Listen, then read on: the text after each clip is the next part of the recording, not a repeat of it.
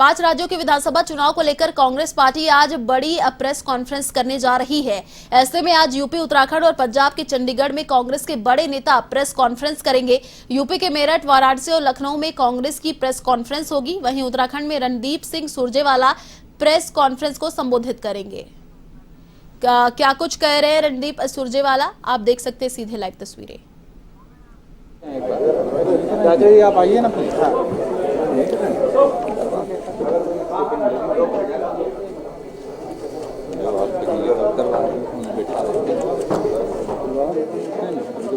प्रिय साथियों, आपका स्वागत। रिलीज करवा देंगे उसके बाद। आज हमारे बीच में अखिल भारतीय कांग्रेस कमेटी के यशस्वी महासचिव आदरणीय श्री रणदीप सिंह सुरजेवाला जी उपस्थित हैं। मैं आपको बता देना चाहता हूं कि आप साथ ही में भारतीय राष्ट्रीय कांग्रेस के मीडिया प्रभारी प्रमुख भी हैं। आप जो हमारा संचार विभाग है अखिल भारतीय कांग्रेस कमेटी के, उसके अध्यक्ष भी हैं। आज हमारे बीच में उनके साथ हमारे बहुत ही सम्मानित और परम आदरणीय हमारे प्रभारी, प्रदेश प्रभारी माननीय श्री देवेंद्र यादव जी भी उपस्थित हैं। हमारे बीच में यहाँ पर हमारे पर्यवेक्षक ऑल इंडिया कांग्रेस कमेटी से आप श्री मोहन प्रकाश जी भी उपस्थित हैं। हमारे बीच में श्री हमारे सह प्रभारी श्री कुलदीप गुजारा जी भी उपस्थित हैं। हमारे बीच में हमारे एआईसीसी के प्रवक्ता आदरणीय श्री गौरव बल्लभ जी भी उपस्थित हैं। हमारे बीच में हमारे आम आदमी संगठन बसव जोशी भी उपस्थित हैं। मैं सभी का उत्तराखंड की इस पावन देवभूमि पर हृदय की गहराइयों से प्रदेश कांग्रेस कमेटी की ओर से स्वागत करता हूं। हमारे बीच में हमारे प्रवक्तागण, हमारी गढ़वाल मंडल मीडिया प्रभारी गरिमा महाराज बसानी जी, प्रतिमा सिंह जी, हमारे महानगर अध्यक्ष लालचंद शर्मा जी भी उपस्थित हैं। आप सभी का स्वागत है। आज माननीय हमारे नेतागण एक प्रेस वार्ता को संबोधित करें, महत्वपूर्ण विषय पर संबोधित करें। मैं आगे का संचालन प्रोफेसर गौरव बल्लभ जी।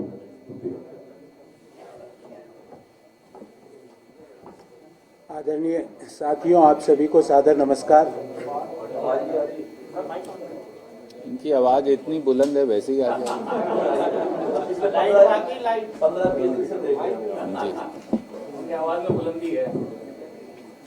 आदरणीय साथियों, आप सभी को मेरा सादर नमस्कार।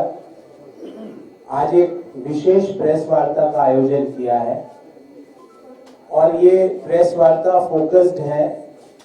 जिस तरह से पिछले 7 सालों में मोदी जी द्वारा सेना के जवानों के हितों के साथ खिलवाड़ किया है, जिस तरह से सेना की अनदेखी की गई है, उन एरियाज को हम सबसे पहले तो एक हमारी जो व्हाइट पेपर के रूप में हमने एक पुस्तिका छपवाई है जिसमें 7 सालों का ब्यौरा है। एक एक बिंदु है जिसके अंदर उनका आईना दिखता है। वो व्हाइट पेपर, वो पुस्तिका हम सबसे पहले रिलीज करेंगे। फिर हम सबके प्रिय श्री रणदीप जी सुरजेवाला आप सबको इस खिलवाड़ के बारे में अपनी बात कहेंगे। पर सबसे पहले मैं चाहूंगा कि हम हमारे दोनों अतिथियों का बुके देके और गढ़वाली टोपी पहनाकर उनका स्वागत करें। फिर पुस्तिका को रिलीज करेंगे और फिर आदरणीय सुरजेवाला जी अपनी बात आप सबके सामने रखेंगे। मथुरा जी से आग्रह है कि हमारे दोनों अतिथियों को बुके देके उनका स्वागत करें।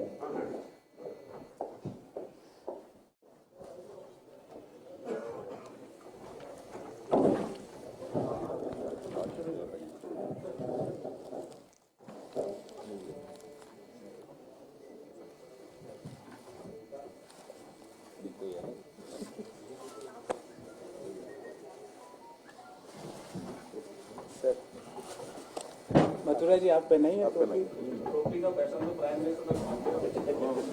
पर ये नहीं है उनके दिमाग में जो हमारे दिमाग में है।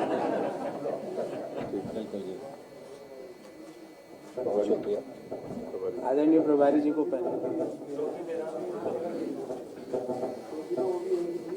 प्रधानमंत्री जी जनता को टोपी पहनाते हैं, हम गढ़वाल की टोपी को अपनाते हैं, ये अंतर है।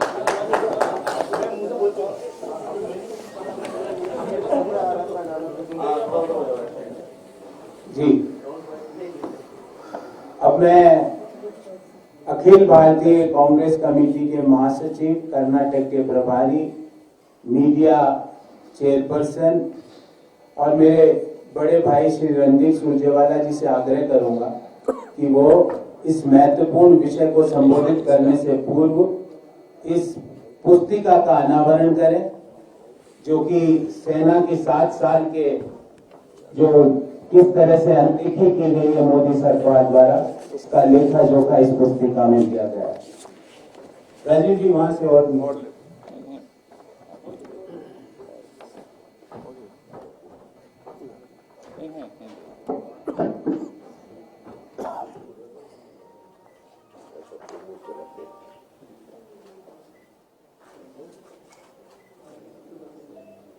बहुत बहुत शुक्रिया, थैंक यू।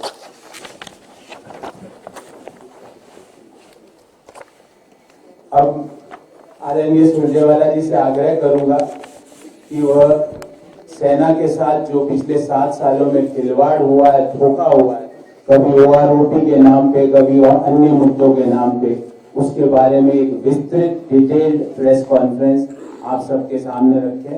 उसके पश्चात हम विषय संबंधित सवाल लेंगे और उसके पश्चात हम ओपन करेंगे और भी सवाल होंगे। आदरणीय सुरजेवाला जी। शुक्रिया गौरव भाई। आदरणीय मोहन प्रकाश जी, देवेंद्र यादव जी, कुलदीप इंदौरा जी, जोशी जी, सभी मेरे आदरणीय पत्रकार, छायाकार और टेलीविजन चैनल के साथियों, सबसे पहले मैं शुक्रगुजार हूं उत्तराखंड प्रदेश कांग्रेस कमेटी का कि आज उन्होंने ये मौका दिया कि आपसे देश की सेना और देश के सैनिकों से बड़ा कोई नहीं। और जैसा आपने देखा, शौर्य के नाम पर वोट और सेना के हितों पर चोट। भारतीय जनता पार्टी ने लगातार हमारे वीर बांकुरों, हमारे सैनिकों के शौर्य, उनकी बहादुरी, उसका इस्तेमाल वोट के लिए तो किया, पर जब जब उनके हितों की बात आती है तो भारतीय जनता पार्टी ने हमेशा सेना हो या पैरामिलिट्री फोर्सेस, उनके हितों पर चोट पहुंचाई। और उत्तराखंड की देवभूमि तो रणबांकुरों के पराक्रम और शौर्य गाथा, इन दोनों का इतिहास, देश के इतिहास के पन्नों पर उत्तराखंड के बहादुरों का इतिहास अंकित है। और आज इस मौके पर प्रेस वार्ता शुरू करने से पहले अगर मैं याद करूं, वो चाहे हमारे विक्टोरिया क्रॉस विजेता हों दरबान सिंह नेगी साहब और गब्बर सिंह नेगी जी, वो चाहे हमारे महावीर चक्र विजेता हों राइफलमैन जसवंत सिंह रावत, वे राजेश सिंह अधिकारी, वो हमारे पूर्व नौसेना प्रमुख हों एडमिरल देवेंद्र कुमार जोशी, वो देश के पहले सीडीएस और सेना प्रमुख हों जनरल बिपिन रावत, देश के एक और पूर्व सेना प्रमुख हों जनरल बिपिन चंद्र जोशी, वो मेजर चित्रेश बिष्ट हों या मेजर विभूति शंकर डोडिया, हजारों लाखों सैनिकों और सेना अफसरों से देश का इतिहास उत्तराखंड के वीरों के शौर्य से सुशोभित है। पर मोदी सरकार, भारतीय जनता पार्टी, वो उत्तराखंड की सरकार हो बीजेपी की और वो दिल्ली की सरकार बीजेपी की हो, उसने पैरामिलिट्री फोर्सेस, सैनिकों, तीनों सेनाओं के हितों पर कुठाराघात किया है। मैं बगैर किसी विलंब के 10 बिंदु आपके समक्ष रखूंगा ताकि उत्तराखंड की बहादुर जनता इस चुनाव में वोट की चोट से उसका जवाब दे सके। देश में 75 साल में सबसे अधिक देश की सेनाओं में 1,22,555 पद खाली हैं। आपको यह सुनकर आश्चर्य होगा, मुझे पढ़कर आश्चर्य हुआ। देश की सुरक्षा से यह नाकाबिले माफी समझौता है, खिलवाड़ है। ये मैं नहीं कह रहा, ये 13 दिसंबर 2021 को मोदी सरकार ने देश की संसद में बताया। इस 1,22,555 पदों में से 10,000 से अधिक तो सेना के अफसरों के पद हैं। देश की सुरक्षा कैसे होगी? दूसरा पहलू, 1 रैंक 1 पेंशन पर भारतीय जनता पार्टी ने हमारे सैनिकों से धोखा किया और 1 रैंक 1 पेंशन को 1 रैंक 5 पेंशन बना दिया। साथियों, मैं याद दिलाऊंगा कि 2004 से 2012 के बीच यूपीए कांग्रेस की सरकार थी। मोहन प्रकाश जी उन दिनों भी अभिन्न हिस्सा थे। कांग्रेस की सरकार ने 3 बार भूतपूर्व सैनिकों की पेंशन बढ़ाई और 7,000 करोड़ रुपया अतिरिक्त उनको दिया। पर हमारे बहादुर सैनिकों की 1 रैंक 1 पेंशन की डिमांड रही।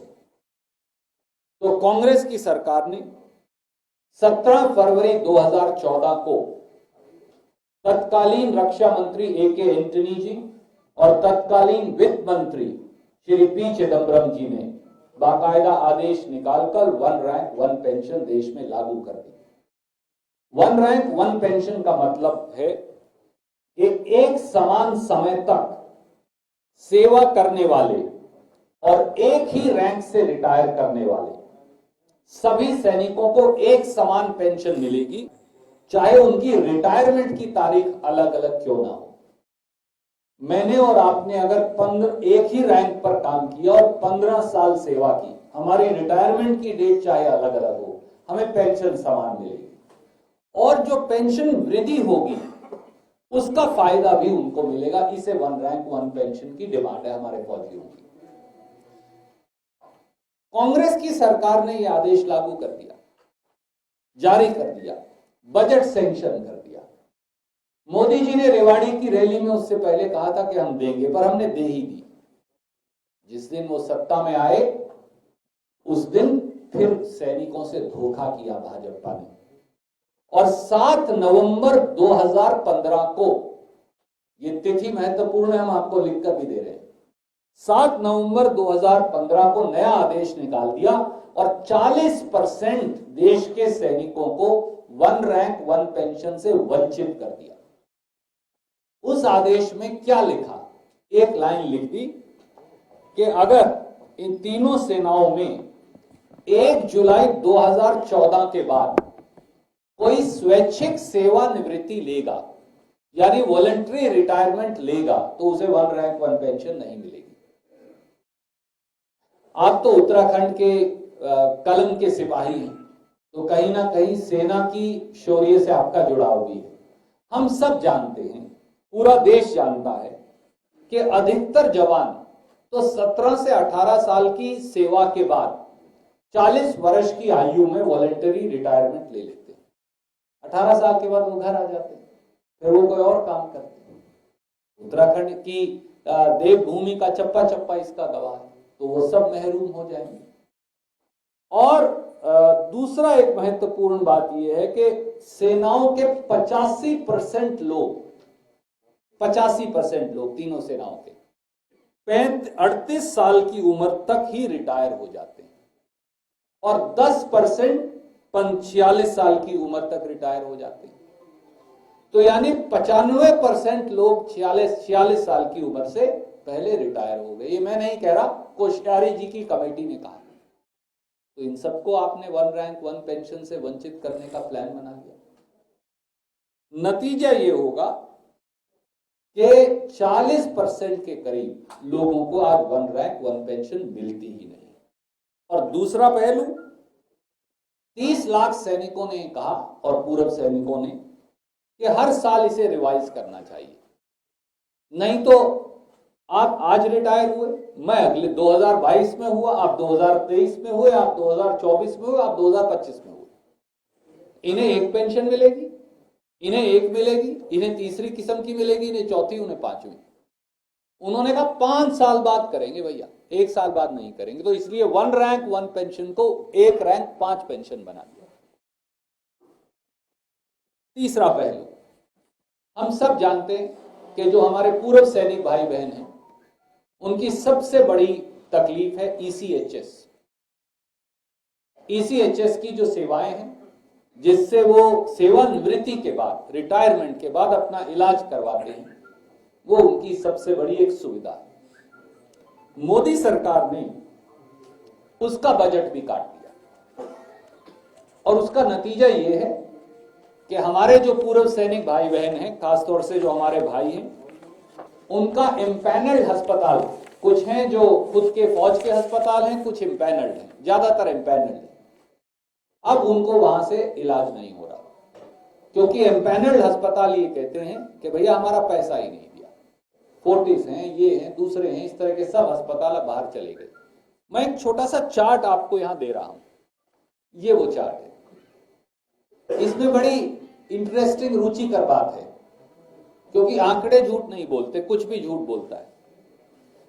2019-20 में ईसीएचएस ने पैसा मांगा, 6,872 करोड़ मांगा, मिला 4,872 करोड़, यानी कितना कम हो गया? 1,909 करोड़ रुपया काट लिया साहब।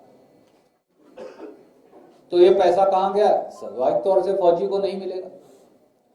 2020-21 में ईसीएचएस ने पैसा मांगा 6,054 करोड़, मिला 5,352 करोड़, 702 करोड़ काट लिया। 21-22 जो मौजूदा साल है वो सबसे रुचिकर है, इसलिए उसी की तरफ आपका ध्यान आकर्षित करूंगा। अब देखिए 19-20 में तो 6,781 करोड़ मांगा था, अब उन्होंने कहा मिल ही नहीं रहा तो मांगा भी कम, 5,643 करोड़ रुपया मांगा, और बीजेपी ने दिया कितना? 3,332 करोड़, यानी 2,311 करोड़ रुपया ईसीएचएस की मांग से चालू साल में कम पैसा दिया। तो भैया पैसा ही नहीं दोगे तो कोई सैनिक का इलाज कौन करेगा? इस प्रकार से सैनिकों पर प्रहार है। चौथा, किसी भी सैनिक को, और उत्तराखंड में आप जानते हैं, पंजाब, हरियाणा, उत्तराखंड, हम लगभग तीनों, और राजस्थान, हम चारों प्रांत मिलाकर 65-70% फौजी देते हैं, ये चारों प्रांत देश के। सीएसडी कैंटीन बड़ी महत्वपूर्ण है। सीएसडी कैंटीन के बारे में तो भाजपा ने पाप किया है। वो पाप 2-3 तरह का है। एक तो ये कह दिया 10,000 रुपया से ज्यादा का सामान ही नहीं खरीद सकते। कांग्रेस के समय में कोई सीमा नहीं थी। क्यों? फौजी कोई बाहर बेचकर आएगा क्या? फौजी अपने इस्तेमाल के लिए करता है, और उस पर आपने 10,000 रुपये महीने की सीमा लगा दी। अब 10,000 से ज्यादा का सामान नहीं खरीद सकता फौजी या उसका परिवार। दूसरी बड़ी अजीबोगरीब, वो कैंटीन से कार खरीद लेता था साहब। उसने कौन सी मर्सिडीज कार खरीदनी है, ना वो मिलती। उसने कोई क्रेटा खरीद लेनी है, मारुति 800 खरीद लेनी है, इस तरह की गाड़ियां वो खरीदते हैं। ये कह दिया मोदी जी ने कि फौजी जो हैं वो अपने पूरे करियर में एक कार खरीद पाएंगे, दूसरी नहीं खरीद सकते। और फौज में भर्ती होने के 10 साल तक कोई कार नहीं खरीद पाओगे। क्यों साहब? नरेंद्र मोदी जी ने 7 साल में 5वीं कार बदली है। तो प्रधानमंत्री 5 कार ले सकता है, वो भी 100 करोड़ की। फौजी 1 ले सकता है, वो भी पूरी जिंदगी में। क्यों? ये क्या है तरीका? कभी वो ले लेते हैं, वो क्या है, लैंड क्रूजर, कभी वो ले लेते हैं 7 सीरीज BMW, अब उन्होंने खरीदी है 82 करोड़ की मेबैक मर्सिडीज। तो प्रधानमंत्री तो 7 साल में 3-3, 4-4, 5 कार खरीदता है। फौजी एक 800 सीसी के इंजन की एक खरीदेगा, क्यों? और एक और शर्त लगा दी, रिटायरमेंट के बाद भी बोला जब तक मरोगे नहीं एक ही कार और खरीद सकते हो। और उसका इंजन भी कमाल देखिए, 1800 सीसी से कम का होना चाहिए। कहीं बड़ी कार ना खरीद ले फौजी, अच्छी जिंदगी ना जी ले। ये है भारतीय जनता पार्टी। आपको ये मालूम है, उत्तराखंड में, पंजाब, हरियाणा, 3 प्रांतों का तो मुझे पता है क्योंकि हमने सरकारें भी चलाई। यहां वैट नहीं लगता था जब हम जीएसटी नहीं था। हमने हमारे फौजी भाइयों के लिए, उनके परिवारों के लिए, हमारी बहनों के लिए, फौजी विधवाओं के लिए ये एग्जम्प्ट किया हुआ था। मोदी जी ने 2017 में जब जीएसटी लाए तो कह दिया आधा वैट, 50% वैट भी देना पड़ेगा। अब सारी चीजों पर 50% जीएसटी लगता है। यह है धोखा। 5वां हिस्सा देखिए, मोदी सरकार एक ऐसी निर्दयी, निर्मम, नाकारा, निकम्मी सरकार है और भारतीय जनता पार्टी जिसने अगर फौज से डिसेबिलिटी में कोई आए, मैं भारत मां के लिए कुर्बानी देकर आया, किसी का पांव उड़ गया, कश्मीर के अंदर हर रोज एक्सप्लोजिव डिवाइसेस लगती हैं, नक्सलवाद में हर रोज एक्सप्लोजिव डिवाइस लगती है, पाकिस्तान जब बम फेंकता है कई बार वो हमारे बंकर पर गिरता है, हमारे फौजी का अंग जो है वो खराब हो जाता है।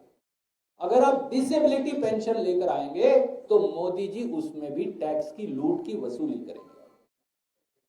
हिंदुस्तान में 70 साल तक किसी सरकार की हिम्मत नहीं हुई कि फौज की डिसेबिलिटी पेंशन पर टैक्स ले। 24 जून 2019 के बाद भारतीय जनता पार्टी की सरकार अब फौज में डिसेबिलिटी पर टैक्स लेती है। एक और कमाल की बात देखिए, सारे फौजी इकट्ठे होकर सुप्रीम कोर्ट गए। सुप्रीम कोर्ट ने डिसेबिलिटी पेंशन पर टैक्स पर स्टे लगा दिया। तब तो सरकार को जाग जाना चाहिए, परंतु वहां जाकर शपथ पत्र फाइल किया कि इन फौजियों का केस खारिज करो, इस पर हमें टैक्स लेके वहां केस लड़ रही है। ये इस प्रकार के लोग हैं जो सत्ता के गलियारों में बैठे। छठा पहलू, 7वें वेतन आयोग में देश की तीनों सेनाओं से सौतेला व्यवहार किया और भाजपा मुंह मोड़कर खड़ी हो गई। 7वें वेतन आयोग में डिफेंस पे मैट्रिक्स में 24 पे के लेवल निर्धारित किए गए मोदी जी द्वारा, पर सिविलियन सेवाओं में 40 पे मैट्रिक्स हैं। आप कहेंगे इससे क्या फर्क पड़ता है? उसका नतीजा यह है कि सैनिकों को सिविलियन अधिकारियों के मुकाबले में 20,000 रुपया कम पेंशन मिल रही है। यह नुकसान, हर फौजी के घर में 20,000 रुपया कम आएंगे। भारत सरकार का जो एडिशनल सेक्रेटरी है, अगर उसे डिसेबिलिटी हो जाए, उसे कैसे होगी? सर्विस में लकवा मार गया, डिसेबिलिटी होगी, तो उसको 60,000 रुपए मिलेंगे। पर फौज के लेफ्टिनेंट जनरल का अगर बम से पांव भी उड़ गया तो उसे 27,000 रुपए मिलेंगे। आप मुझे बता दीजिए ये कौन सा न्याय है? दुनिया की सबसे ऊंची सैन्य पोस्टिंग कौन सी है? सियाचिन। ज्यादातर लोग उत्तराखंड के हम लगाते हैं वहां, क्योंकि पहले से एक्लिमेटाइज्ड हैं, पहाड़ के हमारे भाई बहन हैं, हिमाचल के, उत्तराखंड के, ये लोग ज्यादा सेवा करते हैं सियाचिन। वहां पर सैनिकों को मिलेगा रिस्क अलाउंस, क्योंकि पहाड़ गिरता है, एवलांचे आते हैं, तो वो है 31,500 रुपया। पर अगर आप गुवाहाटी में हैं, पोस्टेड और सिविलियन एम्प्लॉय हैं, तो आपको भी रिस्क अलाउंस मिलेगा, आपको 30% ऑफ पे मिलेगी। इसका मतलब यह है कि अगर आप सियाचिन में उत्तराखंड के, गढ़वाल के, टिहरी के, कुमाऊं के सेना अधिकारी हैं या सैनिक हैं तो 31,500 मिलेंगे। पर अगर आप आईएएस अधिकारी हैं और गुवाहाटी में पोस्टेड है तो आपको 70,000 मिलेंगे। मोदी जी के मुताबिक सिविलियन एम्प्लॉय अगर गुवाहाटी जाएगा तो उसे 70,000 देंगे वो, और अगर गढ़वाल और कुमाऊं का फौजी सियाचिन में देश की सेवा करेगा तो उसे 31,000 मिलेंगे। ये उन्होंने फैसला किया। लेह लद्दाख में अगर आपकी ओवर पोस्टिंग होगी तो वहां तो ब्रिगेडियर को भी 17,000 रुपया मिलेंगे, पर लेह लद्दाख में अगर आईएएस अफसर की पोस्टिंग होगी तो उसे 50,000 मिलेंगे। ये मैंने नहीं किया, कांग्रेस ने नहीं किया, ये भारतीय जनता पार्टी की सरकार ने लागू किया। और मेरी बात खत्म करने से पहले साथियों, 7वां पहलू जो है शॉर्ट सर्विस कमीशन। यहां बहुत सारे नौजवान हैं, एक समय में मैंने भी कोशिश की एनरोल करने की, आईसाइट की वजह से नहीं जा सका। शॉर्ट सर्विस कमीशन में बहुत सारे नौजवान जाते थे, थोड़ी देर देश की मां भारती की सेवा की, उसके बाद वापिस आ गए। शॉर्ट सर्विस कमीशन अधिकारी को भी सेना के अस्पताल से रिटायरमेंट के बाद इलाज हो सकता है। नॉर्मल बात है, कांग्रेस ने लागू की। मोदी जी आए, उन्होंने कहा नो, शॉर्ट सर्विस कमीशन अधिकारी को सेना के अस्पताल में जाने भी नहीं दूंगा, बैन है उस पर, उनका इलाज बंद करवा दिया। और यही नहीं, ये कहा भैया रीइंबर्समेंट लेना, और वो भी आधी। तो अब वो क्लर्कों के चक्कर, बेचारा कोई कप्तान कोई कर्नल रिटायर होकर आया, वो क्लर्कों के चक्कर काटते, फौज का अपमान कर रही है भारतीय जनता पार्टी। ऐसे ही तीनों सेना के जो अधिकारी हैं उन्हें नॉन फंक्शनल अपग्रेड नहीं देती। IAS IPS Indian foreign service में यह रूल है कि अगर मेरे बैच के किसी भी अधिकारी की प्रमोशन हो गई तो जो उसे तनख्वाह मिलेगी ऑटोमेटिकली 2 साल के अंदर मुझे भी वो मिलनी शुरू हो जाएगी। तो फौज ने कहा भैया हम भी तो भारत सरकार के नौकर हैं, तो हमें भी दीजिए। तो बोले नहीं, तुम्हें नहीं देंगे। पैरामिलिट्री को भी डिनाई कर दिया, पुलिस को भी। वो सुप्रीम कोर्ट गए, उनको सुप्रीम कोर्ट ने दे दिया। उसके बावजूद भी देश के प्रधानमंत्री, सारे जनरल्स उनसे जाकर मिले, सैनिक मिले, जेसीओज मिले। मोदी जी कहते नहीं, तीनों सेनाओं को नहीं दूंगा, आज तक नहीं दिया। 9वां, पूर्व सैनिक जो हैं उनके पुनर्वास। कांग्रेस ने पेट्रोल पंप, कोल इंडिया का कॉन्ट्रैक्ट, गवर्नमेंट कॉन्ट्रैक्ट्स, गैस एजेंसियां, इन सब में पूर्व सैनिकों के लिए रिजर्वेशन कर रखी थी। अब मोदी जी कंपनियां तो बेच रहे हैं, उनकी तो रिजर्वेशन खत्म हो गई। ज्यादातर अब सरकारी कंपनियां भी पेट्रोल पंप, गैस एजेंसियां सैनिकों के लिए निकालते ही 3 साल से निकली ही नहीं। कोल इंडिया बचा था, जहां ढुलाई का कॉन्ट्रैक्ट फौजियों को मिलता था, उनके लिए रिजर्व था। पिछले महीने ऑर्डर निकाल के वो भी बंद कर दिया, बोला कोई नहीं आओगे। तो सैनिक कहां जाए, सैनिकों की विधवाएं कहां जाएं, सैनिकों के परिवार कहां जाएं। और साथियों, 10वां पहलू, तीनों सेनाओं के साथ साथ मैंने पैरामिलिट्री फोर्सेस की बात की थी। हमारे बहुत सारे साथी सीआरपीएफ में, बीएसएफ में, आईटीबीपी में, दूसरी हमारी जो पैरामिलिट्री फोर्सेस हैं एसएसबी में, कोस्ट गार्ड में, इन सब में, इनके साथ और डबल बेरुखी का व्यवहार है। देश सेवा में अगर कोई फौजी कुर्बान हो तो उसे शहीद का दर्जा मिलता है कांग्रेस के समय से, पर अगर देश सेवा में कोई CISF, CRPF, ITBP, BSF, SSB, coast guard का जवान हो तो हमने बहुत मांग रखी, राहुल गांधी जी अनेकों बार लिख चुके, उसे शहीद का दर्जा नहीं मिलेगा। इसका मतलब उसे मुआवजा और नौकरी नहीं मिलेगी और सम्मान नहीं। यही नहीं, 23 नवंबर 2012 को कांग्रेस की सरकार ने सभी प्रांतों को लिखा कि जो हमारी पैरामिलिट्री फोर्सेस हैं, पुलिस फोर्सेस हैं, इनको सेना के बराबर की सुविधाएं प्रांत देंगे और भारत सरकार भी देगी। सरकार 14 में बदल गई, उसके बाद उस आदेश को रद्दी की टोकरी में डाल दिया गया। और तीसरा, जैसे फौज की कैंटीन है सीएसडी, पैरामिलिट्री फोर्सेस की भी कैंटीन है। 10 लाख हमारे पैरामिलिट्री फोर्सेस पर्सनल हैं, 50 लाख उनके परिवारों के लोग हैं। उन्होंने कहा जब सीएसडी कैंटीन में जीएसटी माफ है आधा, तो हमें तो पैर दीजिए। बोले नहीं, तुम्हें पूरा लगाऊंगा।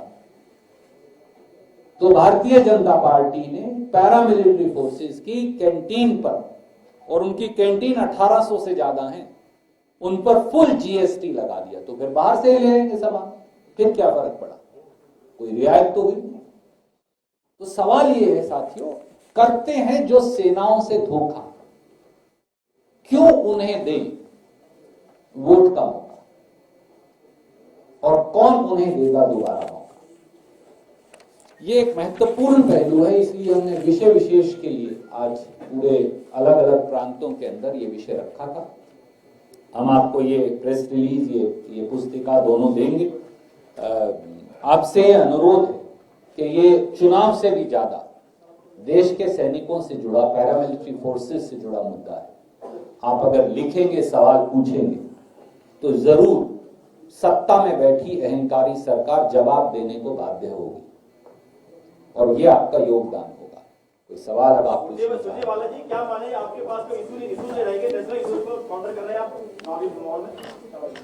आदरणीय मित्र, मैं बहुत सम्मान से आपको कहना चाहूंगा, अगर फौज उत्तराखंड का मुद्दा नहीं है तो उत्तराखंड में कोई मुद्दा नहीं है। और आप जैसे मेधावी नौजवान को थोड़ा सा संवेदनशील होना चाहिए, मन से सोचना चाहिए। टिहरी, गढ़वाल, हरिद्वार, देहरादून, कुमाऊं, कोई हिस्सा देख लीजिए, हर चौथा घर, हर पांचवा घर में फौजी है। और अगर देश की सेना और देश की फौज और उनकी कुर्बानी, उनका शौर्य, उनकी बहादुरी की सुगंध और उनके प्रति सत्तासीन अहंकारियों की जवाबदेही, ये मुद्दा होना ही चाहिए। और इसीलिए हमने इसे चुनाव के अंदर, ताकि केंद्र और प्रांत दोनों की जवाबदेही हो सके, इसे आपके समक्ष लेकर आए। After him, I'll come to you. Let's go one by one. Most of the issues after race, these are the issues of the union government. चुनाव राज्य का हो रहा है, आप तक जब अगला चुनाव होगा लोकसभा, तो क्या इन मुद्दों को आप अपने उसमें घोषणा पत्र में लाएंगे? जी, आपने ये देखा कि इनमें से 5 बड़ी बातें कांग्रेस की सरकार ने लागू कर दी थी जो अंडू हुई है, और एक नहीं अधिक। और मैं आपको ये भी कहना चाहता हूं, आप याद करिए, हर बार प्रधानमंत्री यहां आते हैं, डबल इंजन सरकार का हवाला देकर चले जाते हैं। भारतीय जनता पार्टी ये कहती है ना कि भाई दिल्ली में भी हमारी सरकार है, यहां भी सरकार है, इसलिए हमें वोट दो। तो ना भैया दिल्ली की सरकार कुछ करती, ना उत्तराखंड की सरकार कुछ करती। पैरामिलिट्री फोर्सेस को शहीद का दर्जा तो उत्तराखंड की सरकार को देना था, 3 मुख्यमंत्री तो बदल गए, दिया नहीं। पैरामिलिट्री फोर्सेस को सैनिकों के बराबरों की सुविधाएं तो उत्तराखंड की सरकार को देना था, 3 मुख्यमंत्री बदल गए, वो तो दिया नहीं। पैरामिलिट्री फोर्सेस को कंपनसेशन और जॉब्स का पैकेज तो उत्तराखंड की सरकार को देना था, वो तो उन्होंने दिया नहीं। पैरामिलिट्री फोर्सेस की अगर वो चाहें तो सरकार, जैसे आपने कहा हम 500 रुपए का गैस सिलेंडर से ज्यादा नहीं जाने देगी, तो सरकार देगी ना सब्सिडी।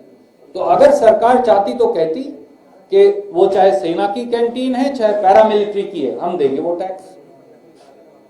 हमने कई बार किया, एक बार उन्होंने लागू किया, हमने हमारे प्रांत में हरियाणा में कहा कि नहीं हम देंगे, हम लोगों के को नहीं देने देंगे। तो उत्तराखंड की सरकार ने क्यों नहीं किया? ये इसलिए केवल केंद्र सरकार के मुद्दे हों शायद ये सही नहीं, ये दोनों के मुद्दे हैं, और डबल इंजन का फेलियर है। ये इन्होंने डीरेल कर दी है प्रदेश की, देश की तरक्की, विकास, और खास तौर से सेना के शौर्य की। जब ये वोट मांगते हैं तो सेना के हितों पर कुठाराघात क्यों करते हैं? सुरजेवाला जी, I'll come to you, sir. वो भूल गए, उन्होंने पूछना था, पर पहले अब यहाँ आ जाओ। पंजाब और राजस्थान में लागू है, पंजाब और राजस्थान में लागू है। जी बिल्कुल लागू। जी सर। शर्मा जी, सुरजेवाला जी, किसान आंदोलन चल रहा था, जब कांग्रेस उसको लड़ रही थी तो कहा जाता है कि राजनीति कर रही है। जब किसान खुद आए और 1.5 साल तक आंदोलन किया तो भारत सरकार को वापस लेना पड़ा, उनको अफेक्टेड हुआ, भारत सरकार को असर हुआ। जी, यही आप लोग आर्मी की बातें, फौजों की बातें उठा रहे हैं। अगर यही साथ में जो किसान, जो आर्मी के लोग हैं, इसका जो सरिंदर वो तो नहीं उठा सकते, पर जो रिटायर्ड हो गए हैं उनका संगठन भी आपके साथ इन बातों को उठाएगा, तो ऐसा नहीं लगता कि भारत सरकार की राजनीति नहीं हो रही, उनको भी तकलीफ है तो वो भी अपनी बात बता दें। शर्मा जी, सवाल के लिए साधुवाद। आपको याद हो तो all India ex serviceman association, जिसके मुखिया लेफ्टिनेंट जनरल सतबीर सिंह हैं, उन्होंने और राहुल जी ने एक मंच से 12 बार या 13 बार बैठकर ये मुद्दा उठाया। जनरल सतबीर सिंह, हमारी बहनें, फौजी परिवारों की बेटियां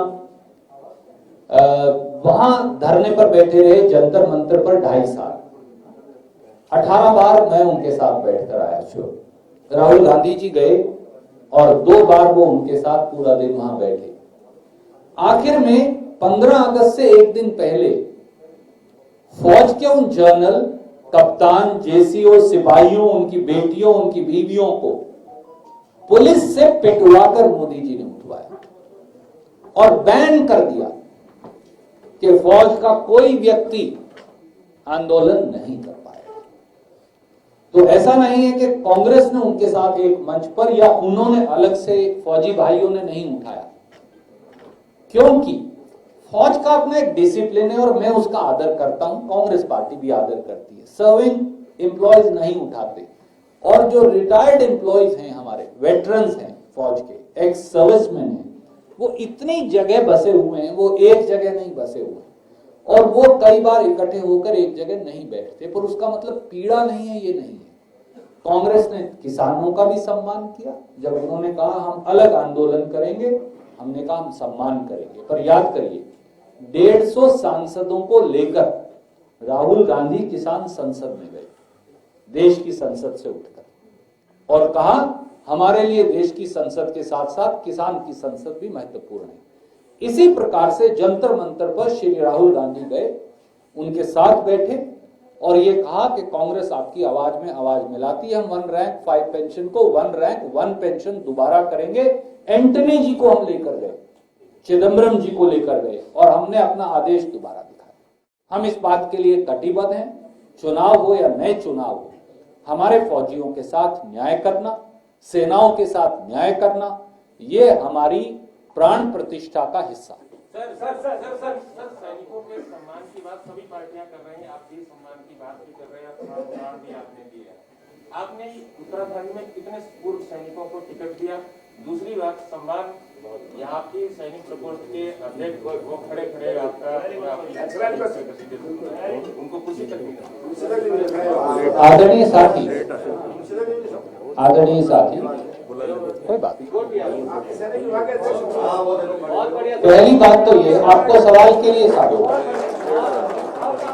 हमारे 3 पूर्व सैनिक जो हैं, हमने उनको यहां पर विधानसभा की टिकट दी है। तो इसलिए ये ठीक है, कई बार लच्छेदार बात कहे कि वाहवाही लूटना एक बात है, पर कम से कम जवाब सुनना भी आवश्यक है। तो हमारे 3 पूर्व सैनिक साहबों को हमने टिकट दी है, और कृपया करके सैनिकों की कुर्बानी के मुद्दे को केवल और केवल टिकटों तक सीमित करके उनका अपमान मत करिए। आपने कहा तो मैंने बता दिया कि 3 सैनिकों को टिकट मिली है, पर केवल वो वहां तक सीमित मत करिए, क्योंकि इस देश में 30 लाख सैनिक हैं और उनके परिवार हैं, और 30 लाख सैनिक और उनके जो परिवार हैं, हमारे लिए हर परिवार महत्वपूर्ण है। अगर आप 3 टिकटें और दे दें तो 30 लाख परिवारों का भला हो जाएगा। तो मैं आपसे अगर ये सवाल पूछूं तो आप नौजवान साथी कहोगे कि नहीं। तो इसलिए सैनिकों का सम्मान जरूरी है, उनकी प्रतिनिधित्व जरूरी है, पर उनके मुद्दे और जरूरी है। और हमारे जो आदरणीय साथी हैं, क्योंकि वो प्रेस वार्ता शुरू होने के बाद पहुंचे थे, आपने याद दिलाया, मैं आपको साधुवाद देता हूँ मंच पर।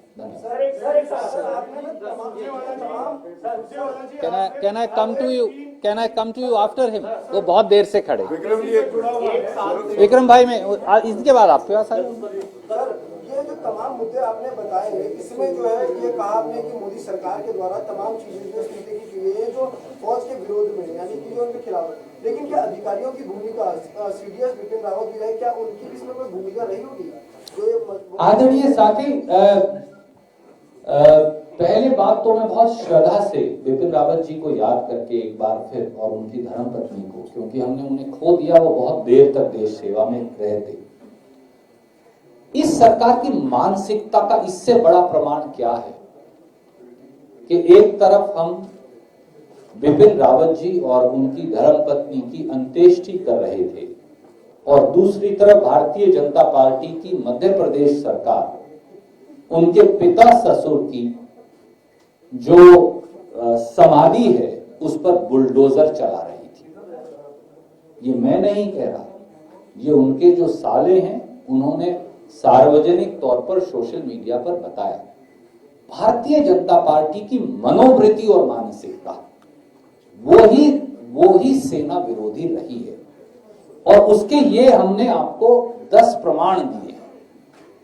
जहां तक सवाल है, आपने कहा कि किसी अधिकारी की, आपको ये मालूम है कि पॉलिटिकल एग्जीक्यूटिव निर्णय लेता है, राजनीतिक नेतृत्व निर्णय लेता है, फौज अनुशासन से उसकी अनुपालना करती है।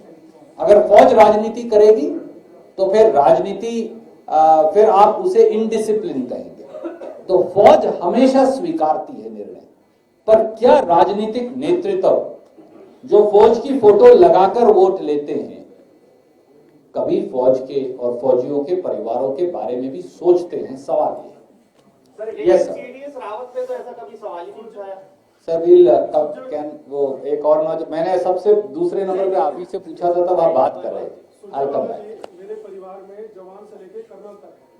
जो आपने ये 10 बिंदुओं पे जो मुद्दा आपने उठाया है, लेकिन वो ये कहते हैं कि जो 3 अंक है 370 जो भारतीय जनता पार्टी ने हटाया है, वो अगर कांग्रेस पार्टी हटाती तब हम इन बातों को मानते।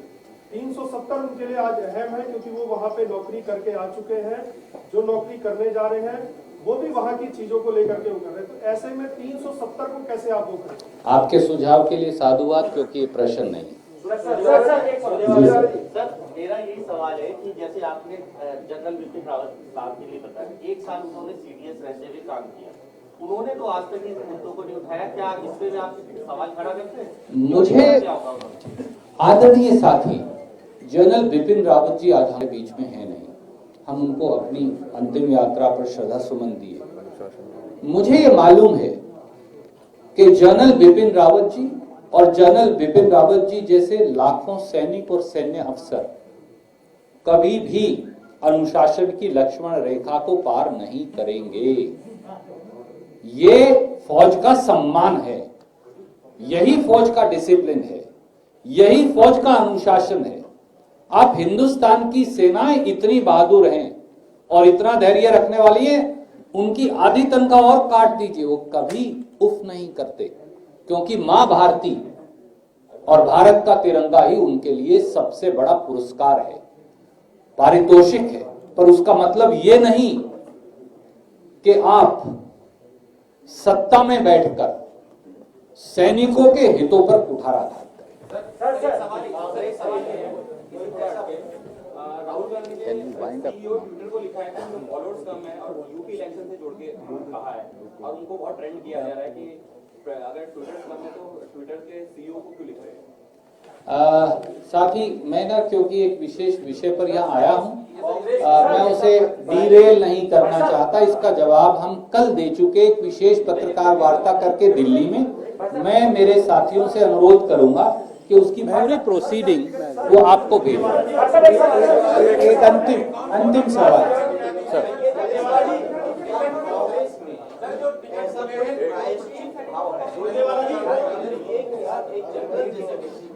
गंगा जैसे शब्दों का भी इस्तेमाल या अभद्र भाषा का भी इस्तेमाल और एक तरफ हम ये कभी वाली बातें करते हैं।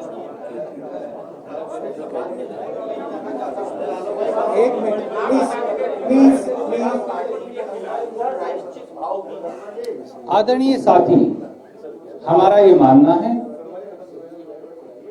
कि देश की सेना का हर सिपाही, उसकी रैंक कोई भी हो, हम देश के सैनिक को सबसे बड़ा मानते हैं और देश के सेना प्रमुख से बड़ा तो कोई है ही नहीं। उनके लिए,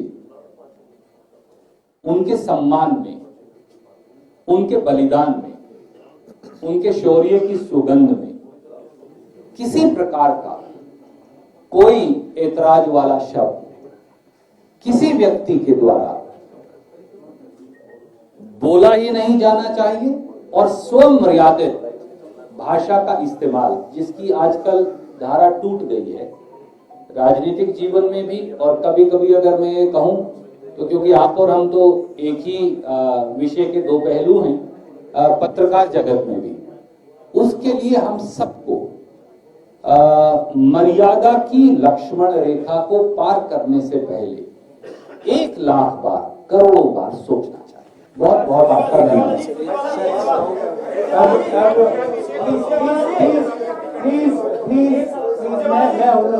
अब मैं हमारे प्रभारी आदरणीय देवेंद्र यादव जी से आग्रह करूंगा कि वो संक्षेप में मैं आप दे देंगे प्लीज, उनसे आग्रह करूंगा। पूछिए। आपकी पार्टी की बात करें तो अपने कुर्बा बचाने के बजाय बीजेपी के खिलाफ घोषणा में ज्यादा विश्वास रखती है, इसमें क्या कहेंगे? पहली बात तो ये स्वीकार करने के लिए मैं हाथ जोड़कर आपका धन्यवाद करूंगा कि भारतीय जनता पार्टी का भानुमति का कुनबा बिखर चुका है। अब देखिए, अब उनका कुनबा खुद बिखर गया, टूट गया, तो हम उसमें क्या कर सकते हैं। एक समय में जब हमारा कुनबा बिखरा था तो आपने हमसे उनसे भी हम ये सवाल पूछा था, तो हमने कहा कि हमें खेद है, पर अब उनका कुनबा बिखर गया है तो बिखर गया, अब उसकी जिम्मेवारी वो लेंगे। मैं क्यों अपनी पूछ में आग लगाऊं, काम कर। अब मैं जी मैम सबने पूछ लिया, महिला किसी ने नहीं पूछा। उधर भी हूँ और इधर भी हूँ और मेरी पार्टी बिल्कुल डेमोक्रेटिक है, और मैं जानना चाहती हूँ कि आपका क्या सोचना है इस बारे में कि केवल 204 पूर्व सैनिक कार्यरत है सैनिक कल्याण बोर्ड में। उन्होंने आंदोलन किया, बहुत लंबा आंदोलन किया, उसमें मैंने उनका साथ दिया, पूरी कांग्रेस पार्टी उनके पीछे खड़ी रही, मगर 7वां पे कमीशन पास किया गया कैबिनेट में, इस सरकार के द्वारा नवंबर की कैबिनेट में, मगर वो इम्प्लीमेंट नहीं किया गया। क्या ये सम्मान है सैनिकों का, और कांग्रेस पार्टी क्या करेगी इस बारे में? पहली बात तो हम 7वां वेतन आयोग, अगर मैं इजाजत दें तो पहली बात तो हम 7वां वेतन आयोग हमारे सैनिकों पर लागू करने के लिए कटिबद्ध है। ये हमारी निष्ठा का हिस्सा है, और उत्तराखंड में, उत्तराखंड की देवभूमि में लोगों के आशीर्वाद से कांग्रेस की सरकार बनेगी तो हम ये कर दिखाएंगे। दूसरा, 7वें वेतन आयोग में सेना से भेदभाव, और मैंने उसके 3 बड़े उदाहरण दिए, को भारतीय जनता पार्टी की दिल्ली और उत्तराखंड की सरकारों ने किया, और इस विसंगति को भी हम दूर करेंगे, इसके लिए भी हम वचनबद्ध हैं। धन्यवाद। मेरा आप सब लोगों से आग्रह है कि जलपान ग्रहण करके ही जाइएगा। मेरा रिक्वेस्ट है, please take the refreshment with us.